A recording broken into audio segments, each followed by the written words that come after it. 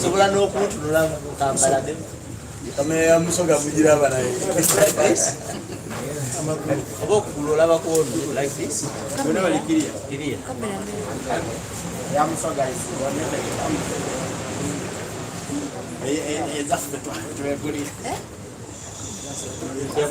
ya musoga zi donated by okukulu neffe twegulira kale tukoma bana kale eso nasoyita muno kale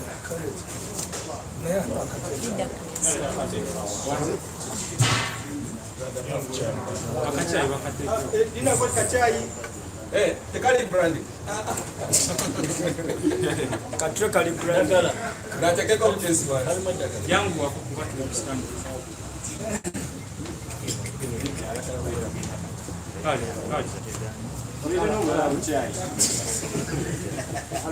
acho badomo makwete nayo popoko wako ya China wasi abagenda kudeta sonda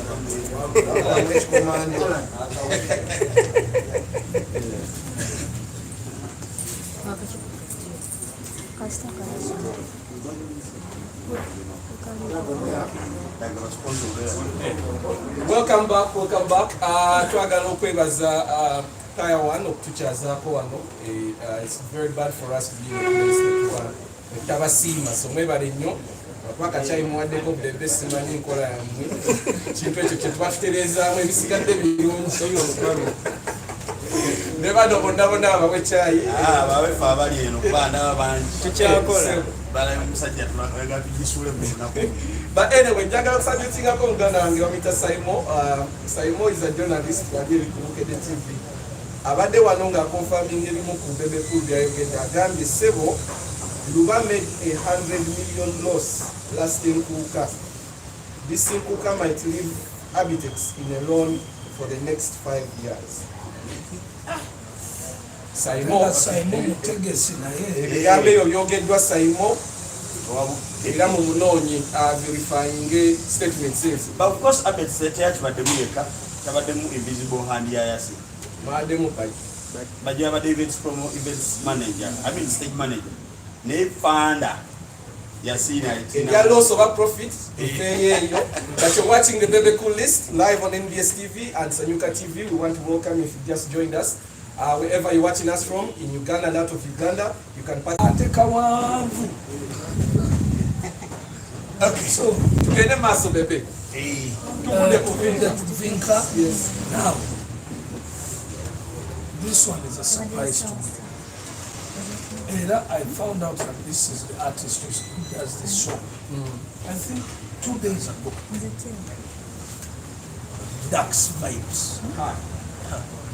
Dax has a Bebe Cool last Bonnie. Dax Vibes. Last Bonnie wabako. Era nchima. Uganda bawe. Bali talent ya Ghana ngejawo njaba yabo.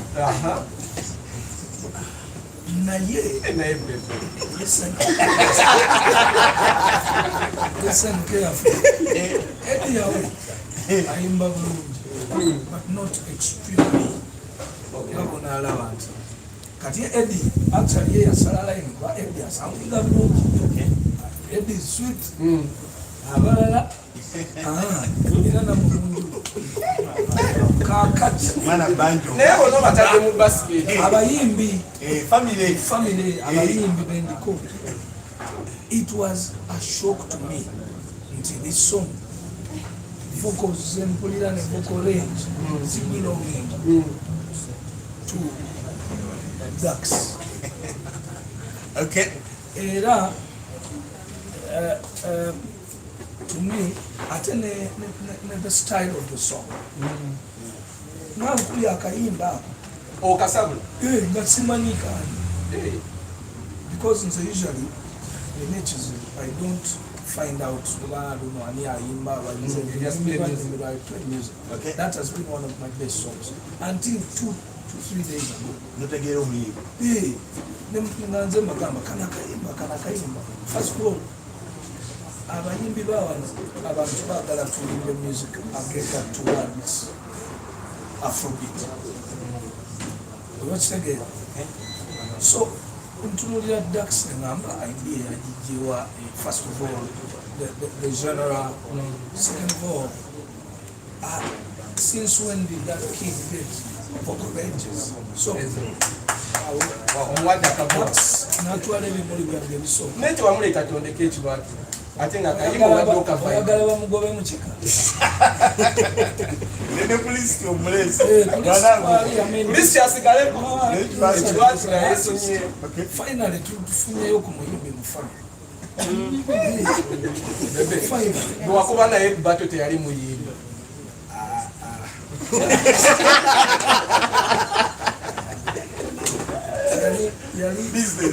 yali businessman era nga bwomulaba yewa naye bwe tuba twogera amaloboozi kati nga tuvudde eno wa alien kyokulaba alien alina characters yakuba ku bobi bwe yakira bobi yakimakinga nga talina ddoboozi naye kati omwana if he stays in the right onagenda kimeki lines I think he can emerge. But I can basically what we collaborations. Because it's going to be collaborations. So flowers for Dax vibes. Gende maso. Eddie Kenzo abatamutegeera Dax omwadde olimba lumu. Eddie Kenzo abatamutegeera kyatawanana oluyimba lwa Eddie oluwulira nomanya nti oyo Eddie. So Eddie era apushinze oluyimba lumu galipira boda and it's doing well. Very that's okay. Era appearing to list sina kyemwogeraku bingi oyinza otya okuyitaku Eddie bwoti mangu Eddie just skipping Eddie without looking at the contribution with the Uganda Musicians Federation. No, because I don't want to join both to give people reasons why Eddie did not do 4 songs. Take your excuse about being busy. No, I just want to say Eddie about why the list and song. Otherwise, you know, excuse abantu abalala bonna watch the like that. Okay, let's forward. Proceed. Tuli ku number. Numbers doesn't matter. Okay, fine. Okay, fine. But now, simanyi obadde mandamakulu yali agenze ku list. Has she been there? Wamugoba dda. Tabeerangako ku list. She comes on the list this time. Tonight. So literally Bebe buluma karema basinze okuyimbira ever since. Cynthia asinze okunyimbira. Ali ku list. Lwasize okufumya oluyimba olulungi ever since. No, mwaka guno alina oluyimba olulungi. So literally abadde talina luyimba. Ate emyaka last year alina mention. Bebe wandisaaki. Yaliko ku list. Teyaliko. Nolwaki temwakibuuza lwaki taliko last. Kubanga mu mwezi Rasta ne mwadvisinga enyimba yazirina nga tezasala line. Okay. Tonight. Yes, it's a very beautiful song. Oh no, you're remember visualizing at the very beginning because She was Should have been the Tour Savage.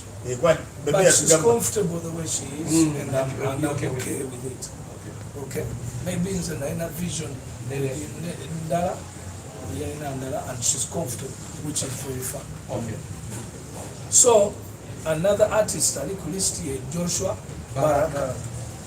Joshua Baraka is not an artist I've engaged with, but this is a boy, a young man who, when Subida in the beginning, until last week, we were attached to swans. Because usually it is swans that has a character of creativity towards Afrobeat. Yeah? Over a musical no, a joke competing another Nigeria. West Africa. Yes. So if this guy came up with this idea, he and a producer way and whatever, that's the perfect song. And Joshua is the high-end artist in creation for Uganda. That is if he can. Naye ate for this kind of music, tatera kuba mu mainstream. Don't worry. How does he survive without making money? Because on stage. Yes, that's a very good question. Aina okwewayo. Olaba times naimbira, girl, I don't wanna feel lonely. Please don't leave me lonely. Ezo nyimba zalina nungi nnyo at that time. Naye nga tezisobola kunsavinga mu audience empa sente. Okitegedde? Naye nalina vision nti mu maaso eyo oluzungu lujja kutunda. So Barak has to balance. Nakomawo n'ennyimba ez'Oluganda naye nensigala nga n'ez'oluzungu nzikuba kati we natuukira okuba fire anthem ng'olulimi lwange luli clear nga ne audience emanyidde nti ono ez'oluzungu azikuba. So Barak needs to do both.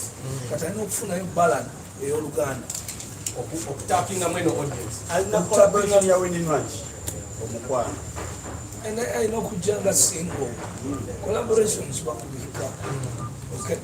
Particularly Juliana used to do IJ, they used to, here in the island, they used to do a lot of English. So they flipped in Batanka balance, Tatawabanas, and then they tap but then she can still do English music. So Barak is Rasta statement, Jota Deko, Ogame Tino is Onana Bebe is one of the biggest songs of the day. Yes, the song is bigger than the artist. It's very true. So I know quite an artist image here as an artist to be recognized. Festival. Well,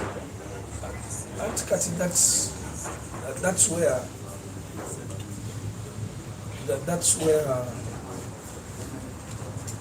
record companies are needed or managers are needed. Tunda face your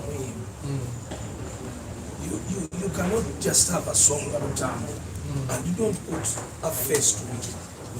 Okay. Does this make Joshua Barak a breakthrough artist of the year 2022? No. 2023 over Walia proper candidates. Okay. But he qualifies for breakthrough in the nominees. Yuga Boys featuring Selector Jeff. Salare. Yeah. That is also a very big song. One, it's big in the club, on radio, and also a statement song. Chigambo. So they appear on the list. And Nyimba Boys, unfortunately, Zimuzakuza. That's the point.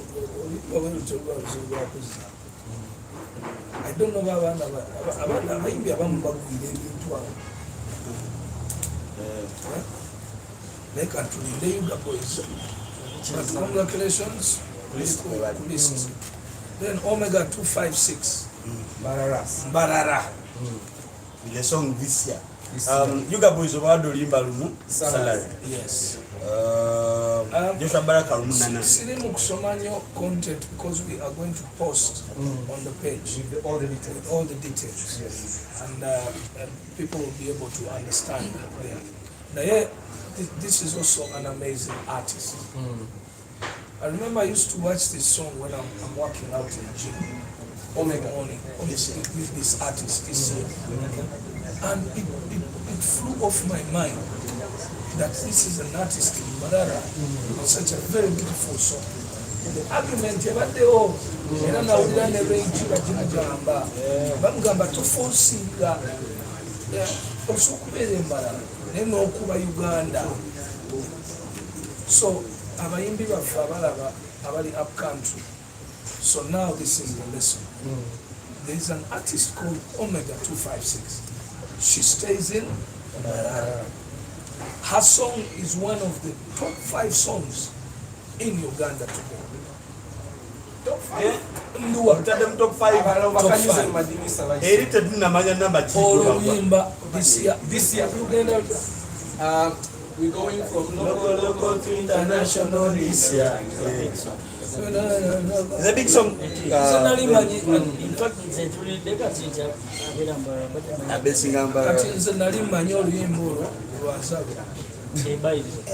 I thought it was another song.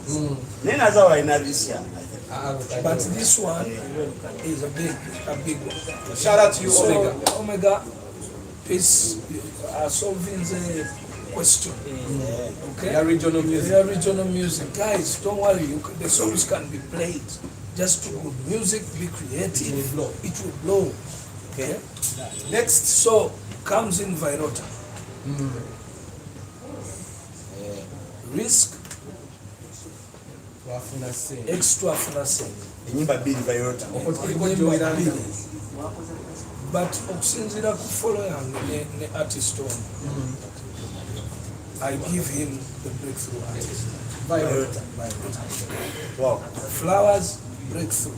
But I believe Daga number one day, Malawi Galaxy, I uncut. You did? Yes. Uncut now you want the breakthrough Good. try Vairota.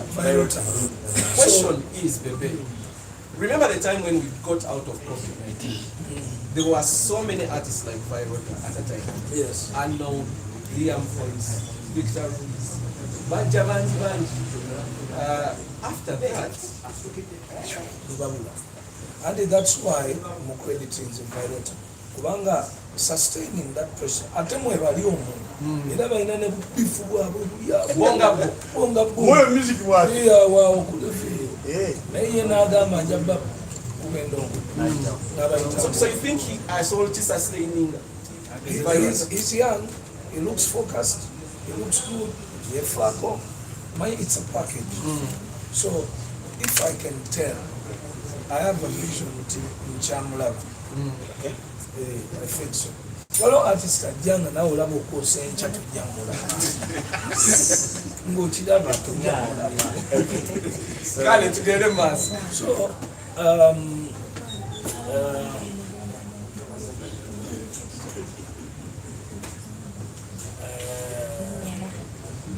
Number 10. Tuchagenda maso Bebe Cool list. number 10. I'm not like Sundar, please. You're going to publish guy. Ono yeye omutume Planet. Chai Wenjai. That was a very Church making of outstanding. You know, sometimes people don't want to be so serious. Bakowa.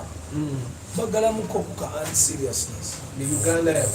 No, not Uganda, normal times. Kututa kubera busera butambula straight line. Chama muko. So yabawo byamuwa Kati abantu baba sometimes okuliza kunyeza ekisi. And they're happy. So space abade open. Omujjako stress office signing out one signing abali biki.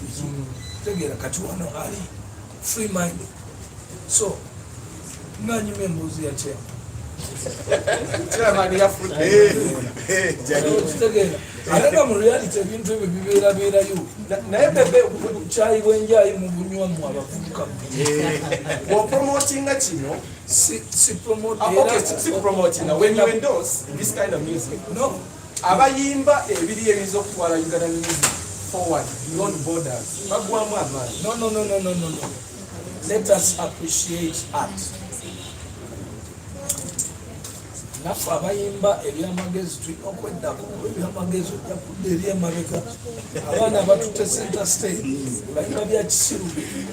So oba oyagala kusigala mu Uganda tuningamu olina okuba nozanya side bega ate bw'oyimba ebyekisiru nawe manya kadde katono. Bebe ensonga lwaki oyimba music nga zina olusinza nensulayoku ebyekisiru TikTok. nenkomawo kati nalonizinze no Only. which is Zouk, because I know maturity, age comes in as a factor. Yeah, I'm not looking at competing or hitting the club, but I'm doing soft music. Watch the game. So, omwana ono I know balance. era disclaimer kweziri, you read the post, the detail, but the song was good. Though I could not support anyone akozesa drugs. And the statement eno gyosembeza ewa. Era yiyo Stay away from drugs. Yes. My young people enjoy the music but do not imitate content. Stay away from drugs. The statement Before you go forward, I want to take the conversation away from this country and focus on a nation called Rwanda. This particular year, Rwanda, one, the motive ya President Paul Kagame of attracting international events, Trace Music Awards, Global Citizen. So many international artists have flocked to the country. Chigenda boosting the emergency, naye also inspires abayimbi baabwe. Rwanda eno yali ekonsuming a lot of our music back in the day. Ndamwagendangayo nnyo, Good Life, Shiba. Their music was playing a lot in Rwanda. Lately, if you look at their music, speed jaddukirako, we should worry. With what you are promoting at Kiwatule and other kind of songs like those. Ngate bo balina image endaje batukulira nti kigenda kukatayo. Rwanda you ngate picture so yagikoba. I don't know if you've observed this about that nation. Yeah, I have, but you see, Uganda is a free market country. Free market country, a country okay, with opportunity to anyone.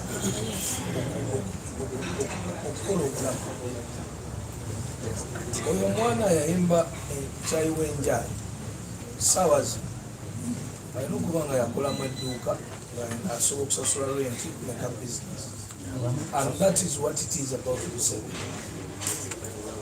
To empower everyone in whatever they can do. Speaking of an individual, Yes, industry. If you design the country,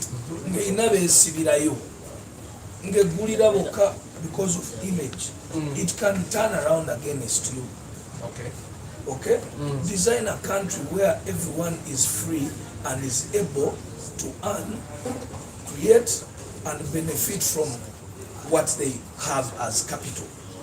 So a child who did not go to school did not get an opportunity to okusoma. Bwaba sokuwandika emboozi ya chairman natandika okufuna miliyoni emu. Ebya image is okay to be taken. Oyo mwana tagenda kubba. Statement yo Bebe Cool, creativity from this young man from nowhere. I loved the idea. Played on radios and on social media.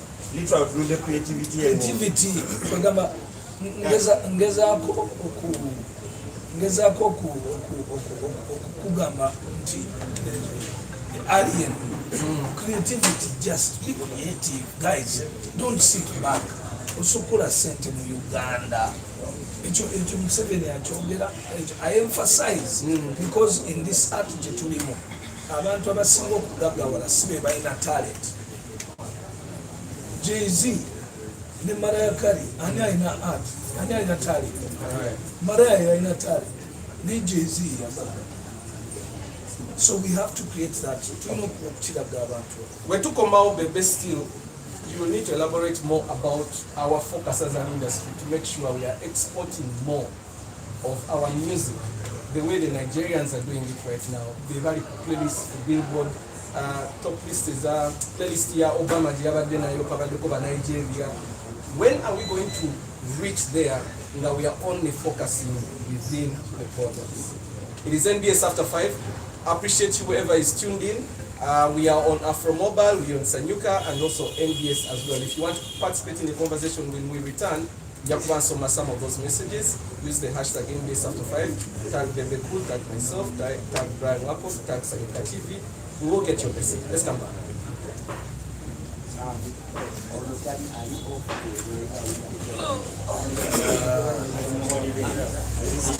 And I don't want to mention their names, but the top DJs. Both club DJs and radio station DJs. And then we argue out as, for my, based on what we do, my experience. I want Ugandans to know that I have that much experience to tell that this song has made it or not.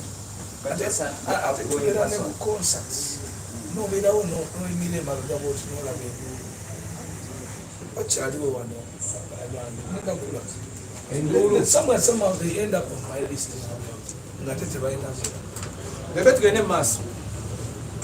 oyina wani awo addako Gravity omuntu. Gravity simanyi lwaki abeera ku listi. Ataka kayimba naye kamu. Tuli alina tusimbudde. Leero nako kwepinca. Byakuba ebyo bwe bityo. And I can't argue nti Gravity kubanze n'abagambe talina hit. Nene bangamba sebalina hit. Bw'odo gamba baroni. Bonna komiti ne bangamba nti sebagirina. Ngamba a statement song. alina oluyinza okulwawo from like June to around No way. It is the longest song. Forever 2021. Yes, and up to now. Yeah. So it's what you do. Kakati. So mwesanga ku listi yo. Si ukwepicha. Enga kugamba.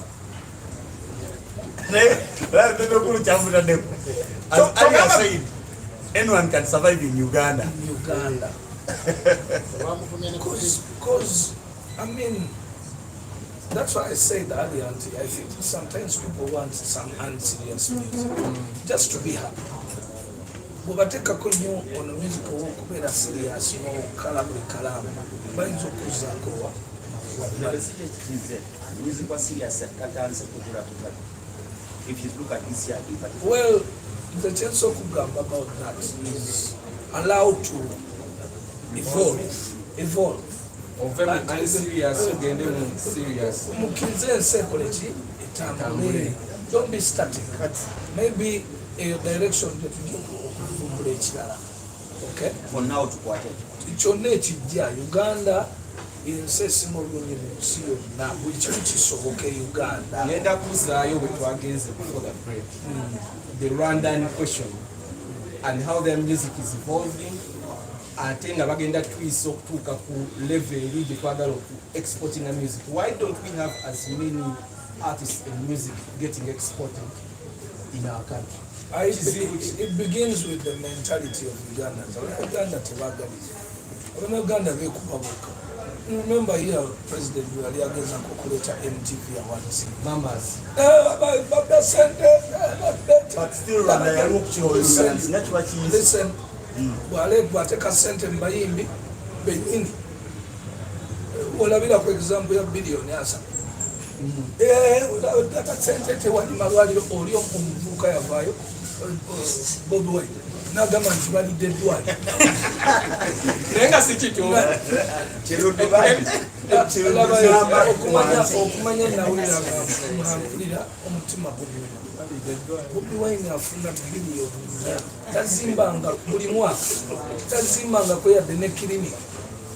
Abayimbi mu Uganda bali, let me say, a minimum of 100,000. The last time when we talked about Pamawan, twali 100 and something, 100,000. That's way back. Naye government will $250 million After all these years. After all the years. Nezwa industry. Industry ye abantu bafune mukoko sente bebewola.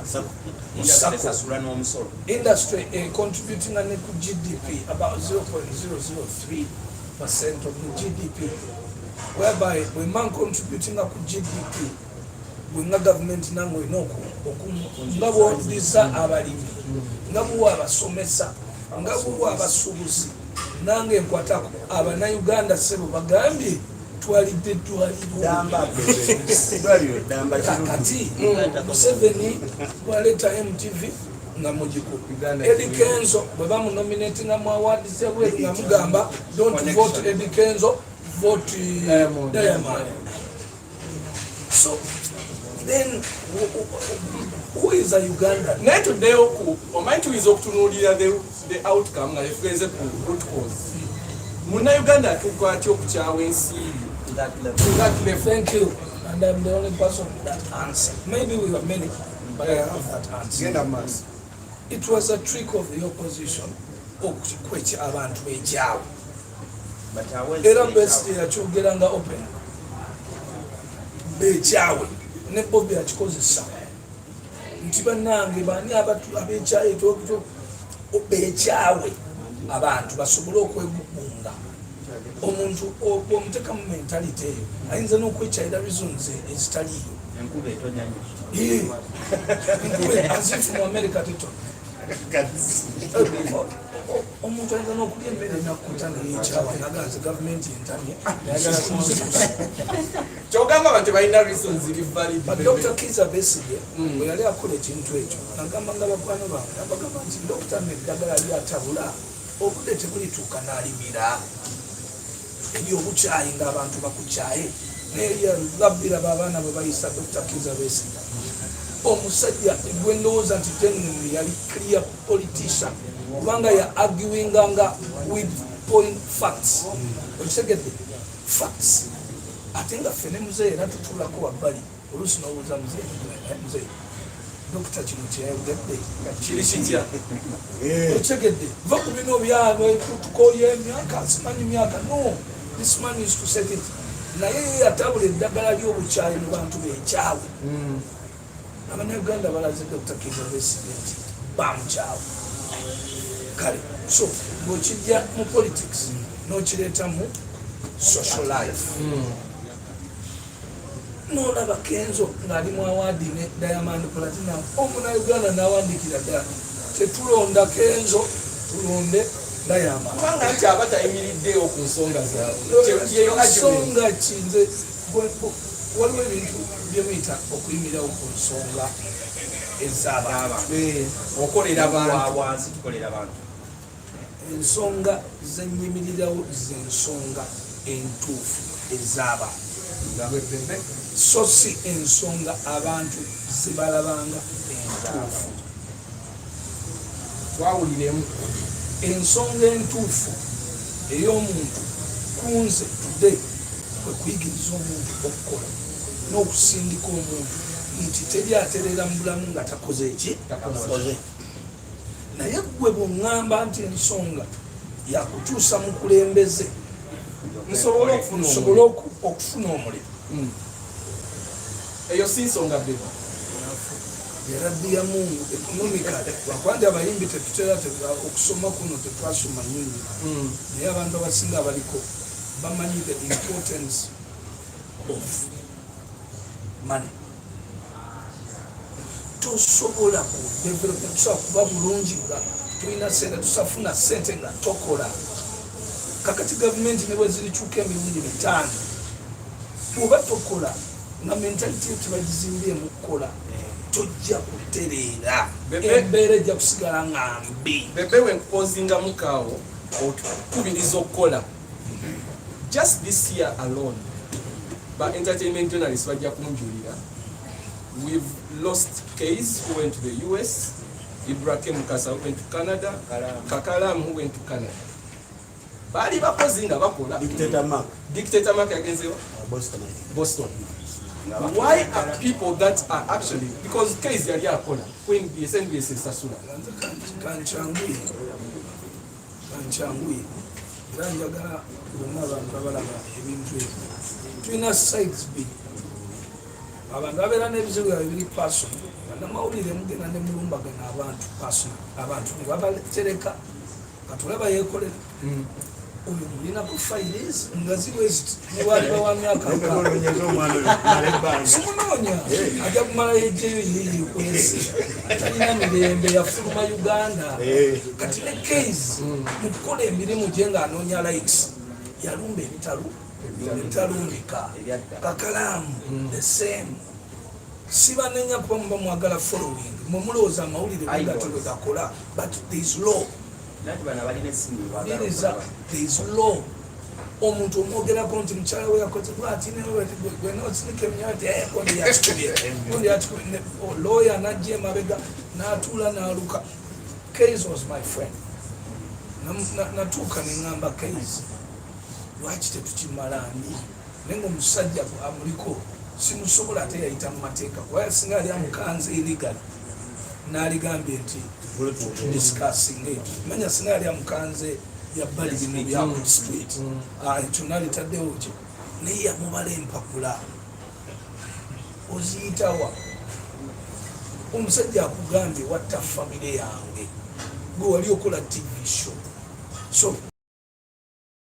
then waliwo abalala nga badictator waliwo abalala abalina amaanyi waliwo abalala nga balina maalo genda mu America abantu tukyalina teganyi wulira tukyalina bannayuganda abalowooza nti tugende mu America kyakabi ne baleka emirimu ne batunda n'amataka ne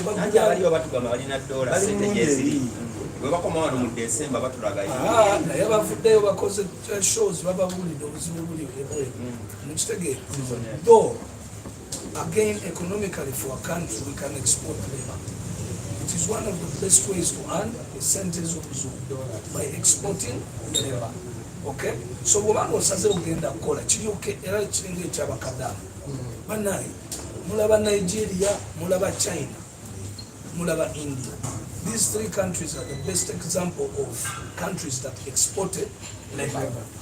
Kakati mu exporting labor abantu bagenda mu nsi zonna ne bayingira offices, companies, ne bayingira amasomero, universities, radio stations, ne babeera bangi kati already bakola sente ezo zidda waabwe. Profit repatriation. Number two, they are learning. Paying attention. Number B, they got skills. Number three, bazalidde abaana baabwe bayingidde ku radio stations, record companies. Kati Nigeria gwe Bebe Cool ovudde eno n'Abannayuganda bo bali bibiri ng'omukozi akavulo bibidde Bannayuganda oli ku Nigeria okumpiringa naye nga cousin we yali ku BBC yanyiga epesa lya music ajja kuyisaawo bantu. So muleke Abannayuganda let us export our people to the rest of the world. Ngaba China, let us copy the successful countries. Bebe, lastly, still on that same issue, I want you to categorically put it straight. But now you're going to tell me personally that's creating this anger. The issue of unemployment. The approach here solving the issue is where we differ. We agree the Gwanga Lina will be negativity. Okay. But the approach of solving them is the problem. Is where we differ. Nze tosakungamba ntino ondetera president omuntu atalina experience at all during that time jemulabe eggwanga nga lyetaaga omuntu amanyi economics amanyi security because ekintu ekisookera ddala factor ya security bwe wano Uganda is a landlocked country tuli wakati w'ensi ezirwana enchanego buli lwezirwana abantu baayo badduka ba refugees ne bajjawa mu Uganda buli lwe bajja mu Uganda bajja n'emmundu empisembi endwadde batwala amataka g'abantu biki kwegamba omuntu tamanyi mugaso lwaki Museveni alina okuinsistinga nnyo ku security agende Congo ajjeyo olutalo baleme kujjawa Uganda agende South Sudan alukwatire eyo baleme kujjawa Uganda then ka budget ke kano kabenga kasobola okulwaninga ku bantu babaawa that's security kale nanga manyimu bito so tugenda deep nyao barometer ejja kwasa tanya no music video wazanga sabari blast ya ne romushana adabo mbeta ngakulabo ogera nnyo oluzungu abasajja boogera nnyo oluzungu olwo asifu wano Uganda ya luzungu Museveni n'abalaga nti asobola okubeera ku TV n'atematema akawunga and they didn't pick the leaf. Bebe twandizeyo kawunga Uganda si basanyufu oyagala kusajjira biwungi ate batya bakambuwali amukole baleza zigidipire batabukawo jigidipireta magere Bebe tuddeyo ku nnyimba twakomye ku gravity yes abala ekintu kye kimwisizawo yayiga market ye gravity yalabanga performing that to book. So you tell that we which is a statement, Jota de Conte, a statement song with a hidden meaning, but it has made it impression, that has made an impression onto the local ground. Wabu appears again. Hidden meaning.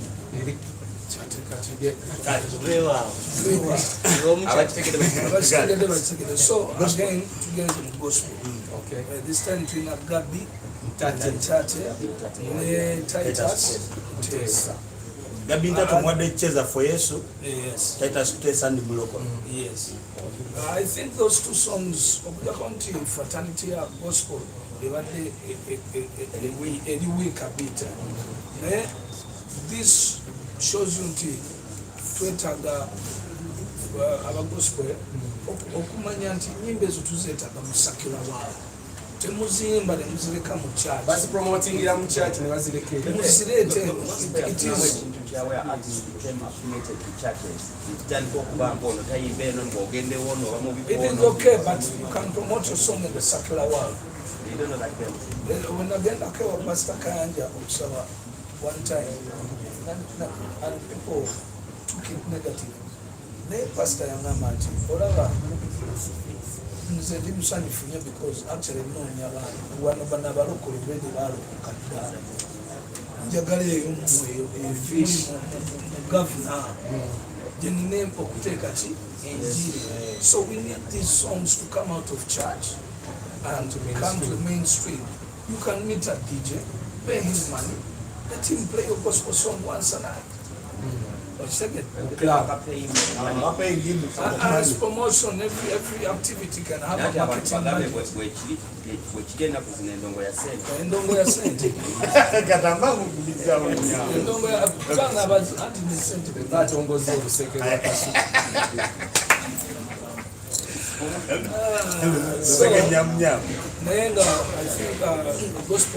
Gospel world can do better.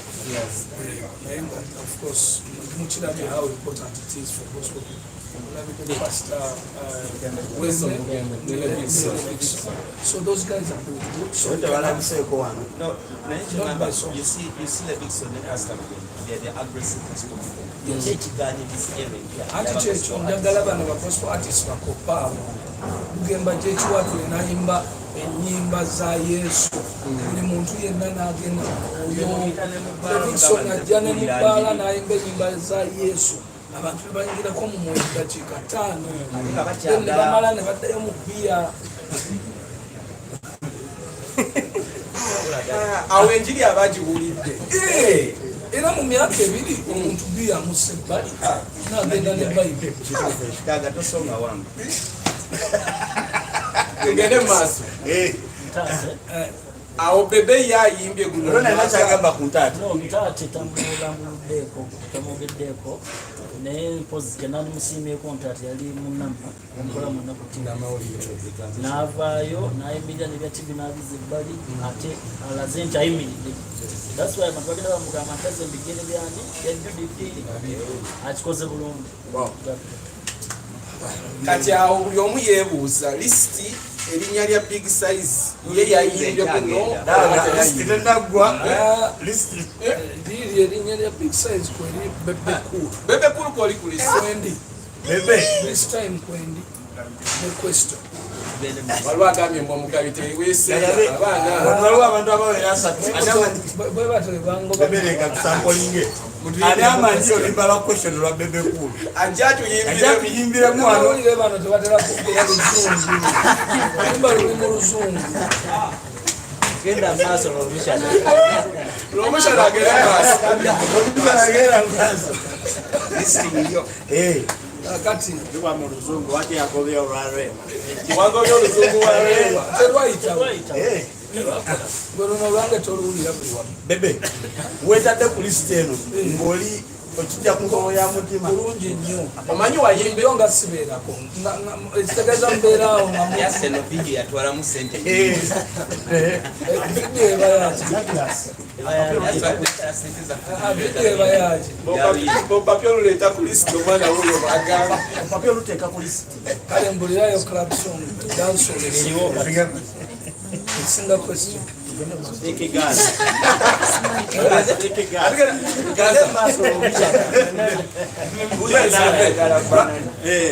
Tunyonyole lwaki Bebe Cool Ati embiwandiseewo bulungi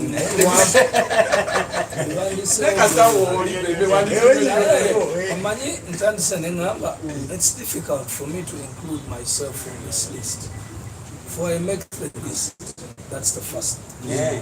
Because I make the list, it's hard. The likes of Jose Camilla, Bobby Wine, Bebe Cool, Juliana, Afrigo Band, and Maddox Sematimba, among others, are still, they serve their audience with the old music. Okay? Whenever you find Tibutukuba in crowd goes crazy. Nayingidde ku nkwakyo ne bokolako and the audience went haywire. So sometimes they remember, why do I if you're enjoying the old one? So what is our number? However, it doesn't eliminate the fact that they are still in the race. Okay? Joseph Yabalagako, one song for 2.5 years. Forever. Okay? Race a Charlie. So, with the Flyers video, Bebe Cool comes with this list amongst the legends in question. No one has a video in East Africa as good as that. East Africa? Yes. When it comes to the video, yes. Video nungi. So you take it back. That's why we look at the list.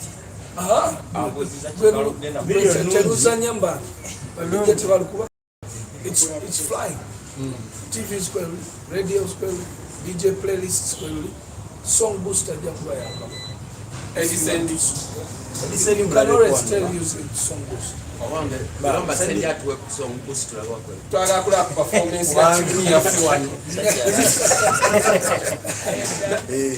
So raising the bar high, okay, with that quality of audio and visuals, challenging the rest of the artists to invest in good sound and video works for the good of the industry. So don't underestimate the reason why I would get a Uganda song and I go shoot it at the high-end video. Like the song I have released today. Okay? One, I'm very sure and confident that Uganda will but actually no call sound and pictures. If it's so impressing abantu abalaba.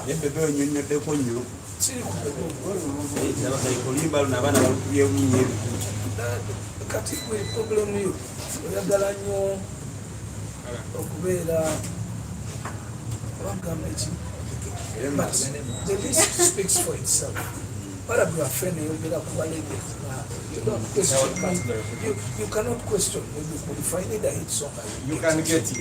It brings me to this question, Bebe. When we lost Mose Radio, some people had a debate in Awagamba. Wizo alibade takola nyimba mpya. Nga follow probably, because in a catalog very rich music, or in a catalog very rich music, Chameleon catalog, rich music. Case scenario across Africa. Africa tell you, Maddox. One day told in competition releasing a brand new music. Why does Bebe Cool, why does Chameleon, why does Weasel, still go to the studio? That comes in the video. Your question, you answer me. Okay? Ugambe. Raise the bar high for these young people to get a challenge, challenge themselves to hit the bar.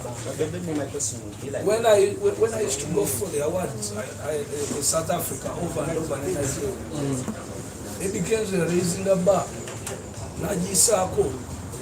Isn't that good? That's good. Nelson got what down on the world. Who would have cared about an hour? But is this worth investing and bring back the money? Maybe that video by Some of us, mastering. Some of us are not investing to get money back. For the kid that is watching the book. We are fighting for this industry. You're fighting for that. Listen, and it's going to emulate you. but listen, it is okay. I need more Bebe Cool so that this industry, if they respect against the people underlook it. One of the reasons why one of the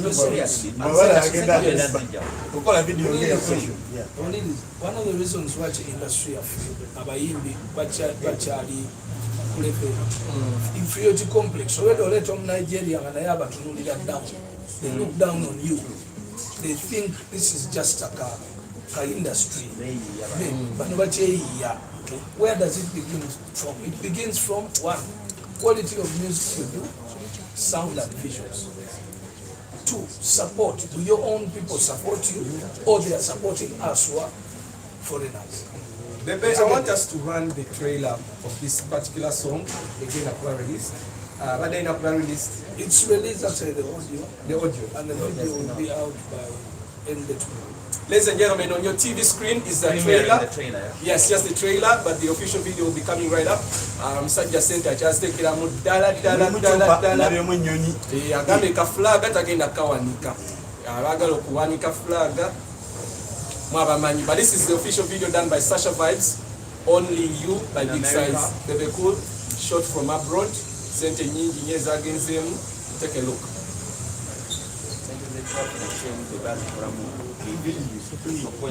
Banaizeeko mulambo kati tukomewo temuvaako edakikanga tukomawo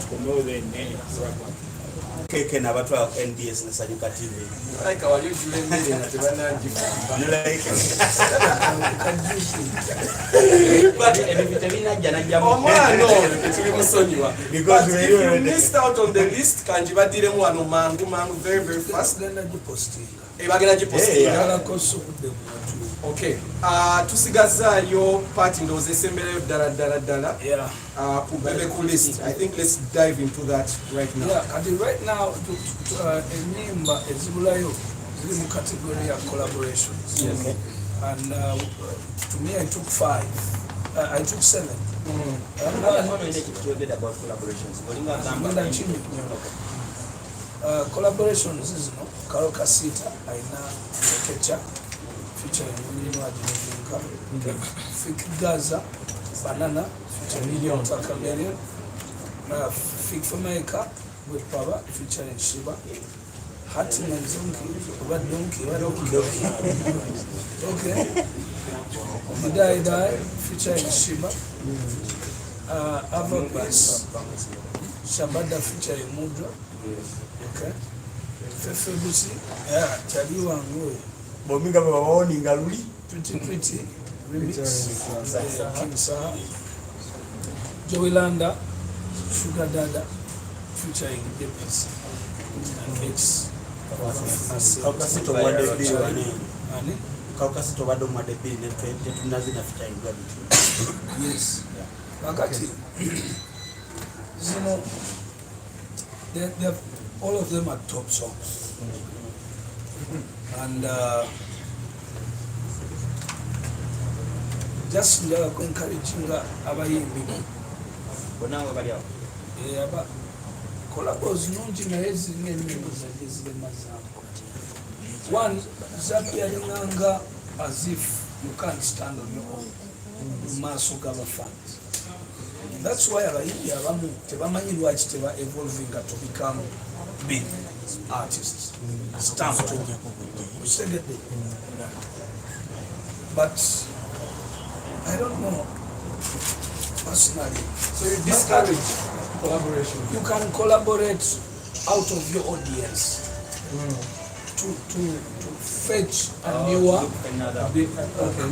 audience, to add it to jobs. Never remember in the same audience. I'm collaborating with that style which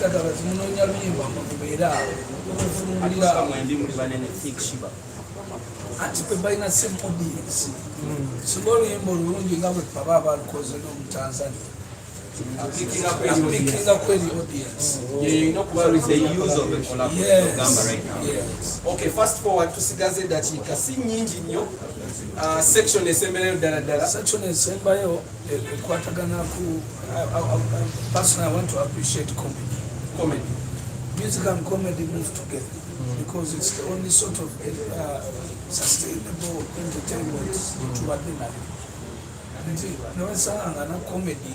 Actually, there are more comedy shows now. It's better created in a week than music concerts. So, scenario aliwe ya comedy. We are Mohanja.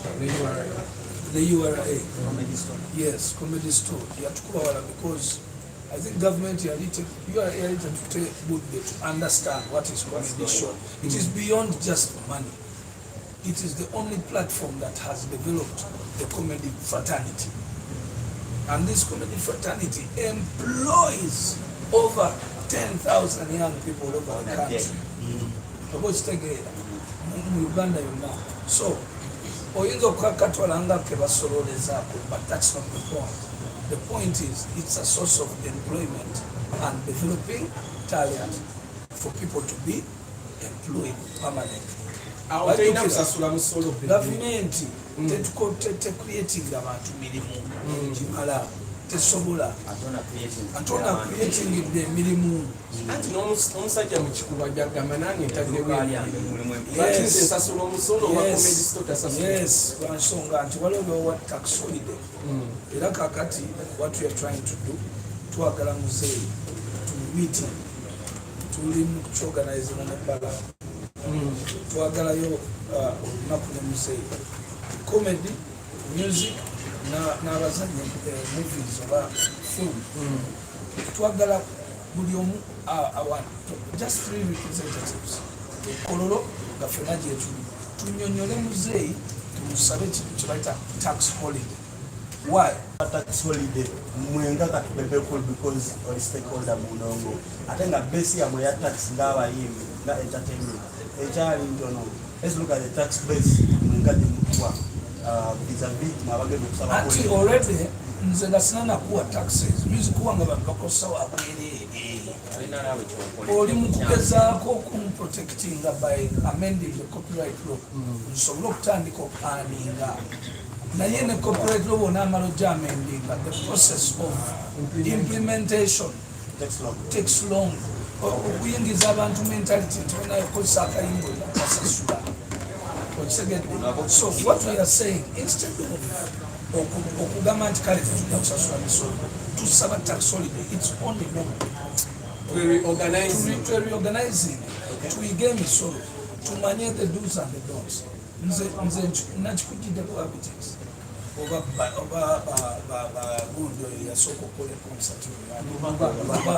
Okay. Nti oba nange kenyini no tegeka no 120 million no spend 100. Sure we have a Bebe Cool right now. We expect the coming in the why it that chickens with that tiwali chicken but when we are telling you job to funa all of abali aba once kamili never die assemble yada is kati we omanyi bulungi ekyalo wenjagala otuli kamiliyoni bwenu waba yayogera namwe kamiliyoni kyecha agambe era yamaliza tayimba era bwenu olwaggalawo kati ogosingo bali naye nga bwe mbagambe nti yali train because abantu bali bakituteeka mu nti asembayo yemunene naye ng'ate ogenda okulaba nga n'asoosa afuna enduulu ye ate n'agenda n'akola n'ebivulo ebirala kati nze kyakyukira mu Desemba nga mbeera n'ebivulo bingi nga so akulinda kusembayo bwe tuka ssaawa 3 n'abantu batudde nankikuba nga nfuna enduulu ate kati ekirala fomula eyo lwaki nagireeta nagitestingako omulundi gumu naye ndabanga ekola wepankapanka nti oyagala kusembayo kudda Bebe nti gwasemba kyenkola bangi wanika wali wakulembakuleke so kakati bagenda okulaba nga olinda omusajja oyo bwakusooka ku stage Shebanzibu yakwata nga avuddeko. Stiff competition is always seen in a form of a battle. Okay? But we denounce violence. If we did not do those battles with Bobby Wine, today there wouldn't have been the biggest concert of Shiba and you get it? So it has the positiveness. It depends on your interpretation of the word battle. So then, yeah, that's what I was telling you. Battle yang kamili. Okay? Jerry. Ijakubayo yakatoyagalo behind Battle yang Jose. I saw many personalities saying, "Hey, teja kupima, no, come on." Battle does not need to be haters. We're hating. Oh, music kasta doctor alinya wali ku stage.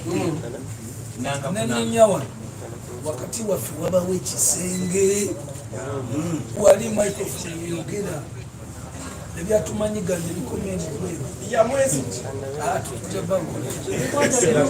We've come to the end of the show. Nayenga sigaze dachika si nyingi nyo. We want to also celebrate our brother's birthday. His name is Cleberson. Cleberson, a very big size for the longest time. Music. We want to celebrate you.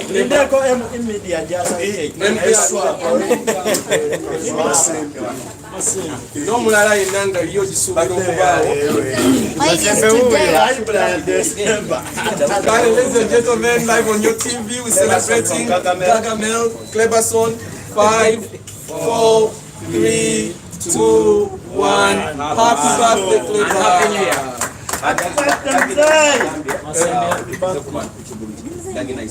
Douglas nice. Douglas nice. January.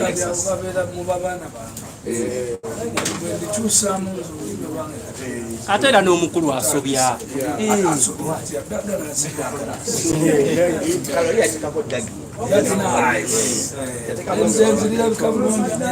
So let's be there. That'd be nice. All right. Lastly, as we wind up this show, Bebe, what are your predictions for the year 2024 for the entire music industry, not as the even people? Chichola bekigenda okubeera mu industry eno. Already twalabye muzeeyi Museveni gulada wa speech n'akikoonako n'agamba industry eno. Following conversation I had with Eddie Kenzo, we end up making a sure copyright law. What do you see every jump in industry? Well, 2024 is a year that leads us into the hot year of politics. Music was interpreted with politics earlier. So our gezi tugenda berawo. Abebafu beba. Nenga fe tugenda chivuga kwa tumanye sente. Government is the biggest spender. Politicians have money in 2026. So they are going to spend their money in 2025. Era mu abayimbi mbategula kati. So mutandika okufokasinga kubanga sente z'aba politicians musobola ozirya. Oba wamagezi ki bagende ku red ku yellow. We wali sente, we wali sente. Baba bagenda. Ye wa Bebe. Mu yellow nyayo. Ngende wa Museveni. Nayo already waliwo abavudde ko biga yo already amasanyalaze yabadde mu nkuka ng'emikono gikola.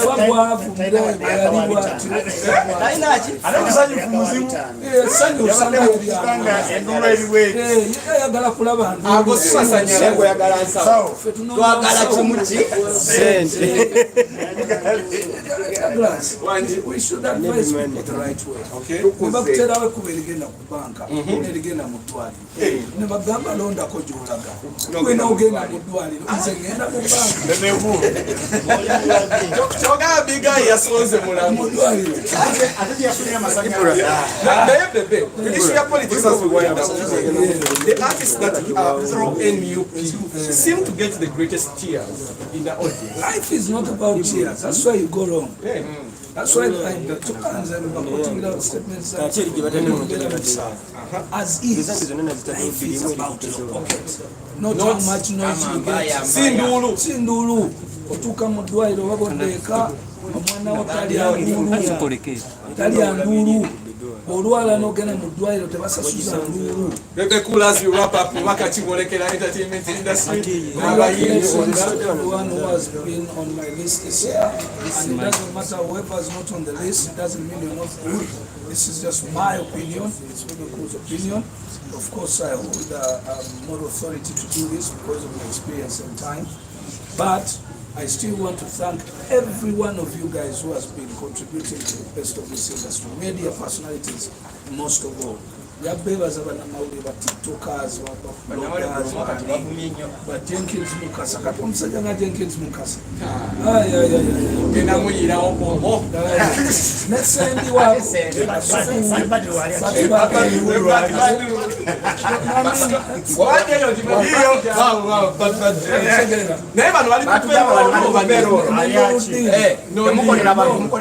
No, they analyze. Olaba ba tiktokers somotandika topic. There are people who are called analysts. Who never analyze and never breaking into it goes in the internet. Okay? Netwetagamu abantu abatula n'akitematema natali kunonya likes ninga akitemanga as is. Awo abakolera Bebe oba akolera abantu bwe bayogera mazima abakolera Bebe. Thank you so much. Thank you so much. One last one. Yes. There's too much stress in the industry. Depression most of the artists. Where are we going? One line nayo where byabayimbi bangi bali depressed, drugs and all that. Depression tell mu industry in music. When you grow up, you start to be depressed. People must know depression is part of growing up.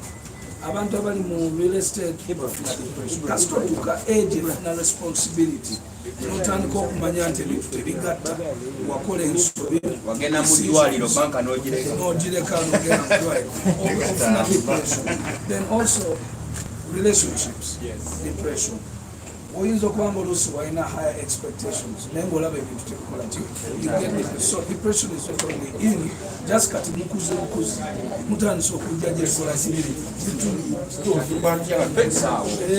mutuwulirize mugende mubyeme Amasengeje gatuuse mwebale nnyo mwebalire ddala. Bebe Cool, thank you so much for your time and always sharing with us your industry insights. Fellow members of the press media mwena mwebale nnyo okusalako listi bagenda giwanika ku page ya Big Size Bebe Cool in details yekiddako kati members kyagenda okukola hati march twale Masengeje. Have a blessed evening. Good night.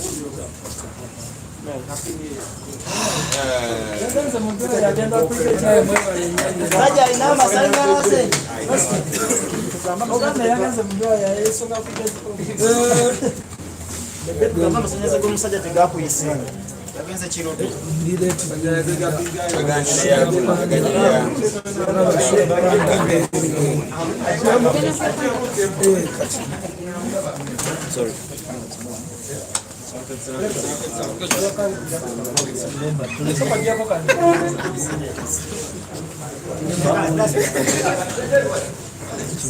Ako kange